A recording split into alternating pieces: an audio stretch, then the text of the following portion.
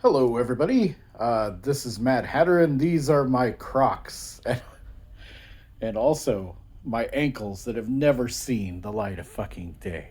This is not what this video tour is about. I have received some requests to give y'all kind of a tour of this room, the studio, if you will, and finally just kind of asked if anybody be interested. Got a few things on the Discord, so I thought I would give you a tour of some interesting things in here and just kind of blab a little bit. We'll see. We'll see how long this takes, since I want to kind of point out a few things, but don't want to talk about every single little detail because that would be a mistake. So let's go ahead and start with this shelf here, and then we'll just kind of spin around the room, and I'll save the last wall, which is my favorite one so far, for last. And yeah, I guess we'll start at the top here. This, by the way, is kind of a half retro, half K-pop shelf. That's kind of the theme in this room, you'll see. But right up here, got my Pip Boy from pre-ordering Fallout, with some of the figures here. These are pretty awesome as well. They came with this bad boy, which was also another pre-order for a different Fallout game. This lights up, and it has a voice changer and some sound effects. This thing used to be able to, you'd put your smartphone in it, and then it would pretend to be a Pip-Boy. But that was many, many, many years ago when phones were a completely different size and shape, so it's not really an option anymore. I would love to have the Bluetooth ones, but until then, this is what I got. And a couple more figures here. I was able to trade a couple games in to get this, which made me super happy because I love power armor, and these helmets are really rad. I've always wanted one of these. And then back here, just randomly, a Cloak and Dagger action figure set from Marvel in the box, which is pretty cherry. I think I paid $3 for this. One thing I can tell you is that I do have a lot of neat stuff, especially if you're into the junk that I'm into. And most of the time that comes from antique stores, especially in Kansas, because in Kansas, they have not figured out how to pick and resell things. They're still behind the times, so you can actually find stuff for a really good price. In fact, I would say maybe 75% of the action figures you see in here I've bought from one seller who had a massive collection. Just lets me buy them for a few bucks a piece. So, yeah, well, K-pop starts here. I'm into Twice, Itzy, and Stacy. At the moment, I'd like to say that is where I'm stopping. That's the only room I have in my heart and my shelf and my wallet. But any K-pop nerd can tell you that that's never the case. You start with good intentions, it never happens. Like, there's a Mamamoo album. I've got a couple like really, really, really great albums that fall outside those groups I'll still grab. These are a bunch of the fan releases for Twice in Japan. They don't put as much fanfare and extras as the Korean releases do. But I got a stack of them here. It's pretty neat. Recently went and did the thing, the collector thing where you'll go buy empty bottles just because someone's on it. Chaeyoung is my ultimate bias of all time, any group. So I had to grab these bottles. I actually thought I was just getting one, and I got an entire case of this Limona, like, health drink, which tastes real interesting. I'll probably keep this one and sell the rest. And then this is the Chaeyoung lovely Bluetooth speaker, which I don't know if it has power. Let's see if she'll talk. No, she's completely dead. That doesn't surprise me, actually. 안녕하세요, 챙이에요. 전원이 켜졌어요. I was so wrong. The speakers back here, this is actually really, really loud. I'll put this on my bike when Shell and I bike around, and it blasts music for several days without having to recharge it. Let's say goodbye. See you again. They're fantastic. Also a Japanese Twice thing. Yep. Second shelf here. Here are the ladies from Twice. Don't let me tell them that this is the order in which I enjoy them the most. Because I will pick my own children. I love stuff like Gundam models, and this was a very like Bandai type model kit. Also a lovely, which is pretty sweet. And the first light stick that I almost said Twisted Sister that Twice ever had. It was called these are called the Candy Bong. Surprisingly, I did not get thrown in jail. I think one of my favorite things here amongst this stack of wonderful music and photo books and all that junk is the fan kits, the official fan club kits. Really hard to get a hold of. None of these are in my name. These are all previous owners. I got them used. So two of them have some Japanese folks' name in it, and one has a Korean folks' name in it. The next one that comes out, I will be sure to catch that one this time. I do have the ITZY fan club kits in my name, which is pretty nice, but I don't mind. I still got them, and I paid really cheap Yahoo Japan prices. So, shelf 3. Here is one of my... So you'll notice I have some Pepsi Man stuff. I'm a big fan of Pepsi Man. If you don't know it, go ahead, Google it, have some fun with some YouTube videos. I can't explain it at the moment. This was really rad because it fits on like a 20-ounce bottle, and it's just a giant used to talk Pepsi Man figure. The battery died in it long ago, and the instructions say that it is impossible to replace the battery. And it actually apologizes that once it runs out of power, you can't replace it. Because, of course, it's Japanese, and everything's very polite. What's really cool about this is that I got this from a Yahoo auction. And it came with a letter inside, and it was one of like 10 prizes. Like, it's like a special edition prize that was in a contest for Pepsi. I had to translate it, so I don't fully know exactly what the story is. But yeah, so I thought that was really cool too. So I kept the letter back there as well. And yeah, got the Pinball Wizard sign back here. Love pinball, always have, always will. And this is actually Shell's original Game Boy case. They used to carry the Game Boy, the cords, and I think like 2 games, maybe 4. I don't know. The Game Boy is still in there, but it died several years ago, and I haven't looked into fixing it. Soundwave, my favorite Decepticon of all time. This is a reproduction. I don't care. It is exactly like the original. This is also a reproduction of Blaster. I always wanted these two when I was a kid, and it is so cool to finally have them. And this is an original Gold Bug. This is a present that Kato got me. This, I think it was 1984. Don't judge me if I'm wrong. Bumblebee type figure. I had one of these when I was a kid, and it's cool to have it again. Chuck E. Cheese token holder. I always want to go to the arcade holding one of these, but every arcade I go to just uses cards now. So I don't know if I want to be the coolest fucking guy at the car wash or what, but whenever I have tokens, I'll make sure to bring this bad boy out. Roger Rabbit on Laserdisc. Spent like $1 on that. That's about what it's worth. Love Roger Rabbit. And there he is in the corner. I need to clean this guy up. I bought him, but he is tattered. I don't know if you can tell by the video, but he needs a bath. Got the, this is the wheel from, God, what was this? Curse of the Azure Bonds. Yeah. Copy protection wheel from software back in the day to keep you from, or try to keep you from, pirating the game. Also, the best one that ever exists, the Dial-A-Pirate from the original Monkey Island. That is the one that I had when I was a kid. I held on to it. It's also in rough shape, but whatever. A Kirby automaton.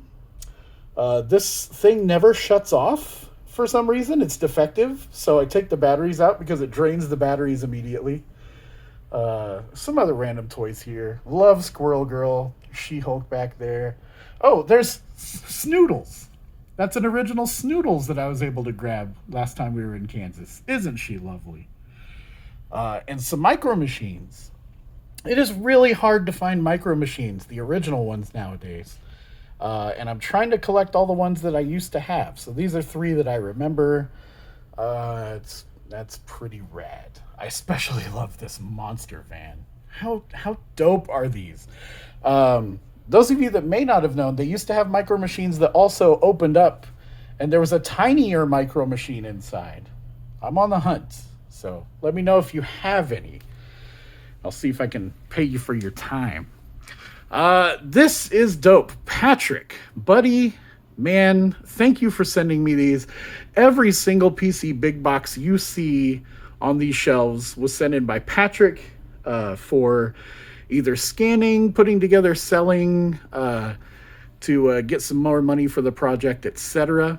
I have a ton of boxes right now, and he's going to be sending in the software and the inclusions that aren't in some of these to me, so that I can work with them. But look at this shit he donated. It's amazing. You got Half-Life, Opposing Force, Postal 2, Warcraft 2. That was my jam. Warcraft 2 is my favorite Warcraft. You got TIE Fighter, Defender of the Empire, and the regular TIE Fighter, Descent 2, Command and Conquer. These are all AAA. Oh my god, they're so good. Quake 2. There's Fate of Atlantis, fantastic game. Carmageddon. Okay, maybe they're not all AAA. This Leisure Suit Larry 5 I actually got at an antique shop in Round Rock, Texas. It's complete. I can't wait to scan that. Rebel Assault 2, Legacy of Kain. This is in the shrink. Pretty rad. Star Wars Galaxies, for you nerds that played that. Here's some desktop adventures for Indiana. Up here are some things that I bought. Eternal Champions for Genesis, which was like my favorite Sega Genesis game and a very underrated fighting franchise. And here's Doom for the 32X, which I paid $10 for. And again, maybe that's the argument. Is it worth more than 10? Who knows? I'm going to sit my fat ass down to go through the rest of this shelf. So I have a thing for Hamburglar. He's really cool. So I started collecting some of that stuff. I don't know how old this is. I imagine it's 80s. But I have a Ronald that you'll see here in a bit too. And here's Lammy. Lammy and Parappa the Rapper. I'd turn this on if I had more hands, but this is a really rad playset. When you play music for it, PJ DJ like rocks back and forth, and Parappa and Sunny like dance around. They're like magnet powered, and they go through here too. So rad. There's a couple of these playsets that only came out in Japan, and I'd love to grab some more. UT, Ground Control, fucking Messiah by Shiny Entertainment. Does anybody remember this? Because I remember seeing it in stores, but I never ever looked into it. Diablo 2, Deus Ex. And here's something I have to say, which is very important. Some of the rarest shit ever in this household is down here, and this is stuff that I need to scan. I have an incredibly long scanning backlog. Some of this stuff down here are things that my viewers have donated to secure before, the bubble of retro gaming gets any more expensive. So there's a lot of really important stuff down here that I need to scan. I will get to it. I'm just working on game sets at the moment. But I'll take you through some of those. First of all, I got Police Knots back here. Huge early Hideo Kojima fan, Snatcher and Police Knots. It's a huge project I'm working on. This is the 3DO version back here. What you're seeing is like the mouse pad. It comes with a mouse and the game as well. Super rare to get a hold of. Excuse me, Kimberly. I just saw some stuff peeking back here. Yeah, it's a Sword Quest ad. Okay, anyway. We got Metal Gear for the MSX. I won't pull all this stuff out. Here's Snatcher, the sound clip. Just like a quick mini CD. You remember those? I bet a lot of you don't because you're not as old as me. Soundtrack CD. If you know Japanese, you can figure out what these are. This is Zelda 2 for the Famicom Disk System. I need to scan that and get that back to the owner. There's a whole bunch of shit here. Got some Parappa stickers, Capcom Street Fighter 2 playing cards. This is like a set of Snatcher trading cards. Here's the original, and by original I mean on the Game Boy Advance in Japan. That's Ace Attorney 2 and 3 there. Still looking for 1 in good condition. There's some more Snatcher and Police Knots releases down here. Tamayasu Hotei's Stolen Song. I will talk your ear all day long. I'll talk it off all day long. I won't talk it.